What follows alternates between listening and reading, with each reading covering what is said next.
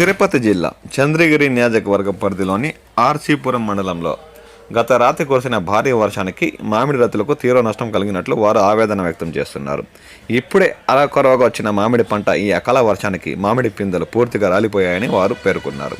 మందులు ఖర్చులు కూడా రావని మామిడి రైతులు వాపోతున్నారు. ఎమ్మెల్యే పులివర్తి నాని భారీ వర్షానికి నష్టపోయిన పంటలను వ్యవసాయ అధికారులతో కలిసి పరిశీలిస్తున్నామన్నారు. పాకాల మండలంతో పాటు చుట్టుపక్కల మండలాల్లో మామిడి పంటను తేనె మంచి పురుగు ఆశించడంతో రైతుల్లో ఆందోళన మొదలైంది. ఇప్పటికే పూత ప్రారంభం దశ నుండి వివిధ చీడపిడుగుల నివారణకు మామిడి రైతులు 3 సార్లు మందులను పిచికారీ చేశారు.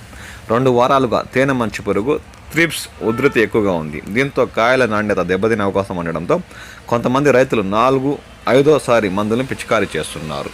ఏడాది కూడా మామిడి పంట దిగుబడులు వచ్చేందుకు ఖర్చులు తీవ్రతరమవుతున్నట్లు వారు ఆవేదన వ్యక్తం చేస్తున్నారు.